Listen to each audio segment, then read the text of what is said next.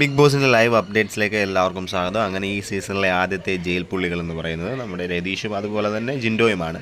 രണ്ടുപേരെയും ആവശ്യത്തിന് താക്കീത് കൊടുത്തിട്ട് തന്നെയാണ് ബിഗ് ബോസ് ജയിലിലേക്ക് ആക്കിയിരിക്കുന്നത്. അവസാനം അവിടെ ഉണ്ടായ പ്രശ്നം എന്താണെന്ന് വെച്ച് സുരേഷ് രതീഷിനെതിരെ ചില ആക്ഷൻസ് കാണിച്ചെന്ന് പറഞ്ഞ് സെക്സ്വൽ ഹറാസ്മെൻറ്റ് ഉണ്ടായെന്നും പറഞ്ഞിട്ടാണ് ഇപ്പോൾ ഇവിടെ കൂടുതലായിട്ടും പ്രശ്നമുണ്ടായത്. എന്തായാലും അത് രണ്ടുപേരുടെയും ഭാഗത്ത് തെറ്റുണ്ടോ ഇല്ലയോ എന്നുള്ളത് ബിഗ് ബോസ് തീരുമാനിക്കുന്നതായിരിക്കും.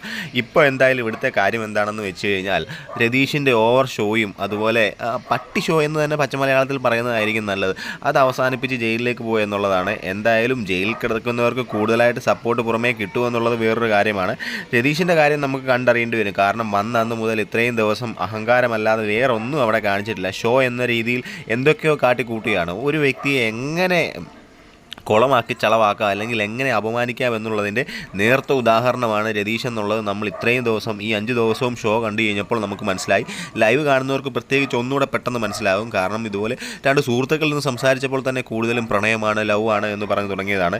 ഇനിയിപ്പോൾ അവരുടേത് ലവ് ആണെങ്കിൽ തന്നെ, അവരുടേത് പ്രണയമാണെങ്കിൽ തന്നെ രതീഷ് അതിൽ ഇടപെടേണ്ട കാര്യമില്ലല്ലോ.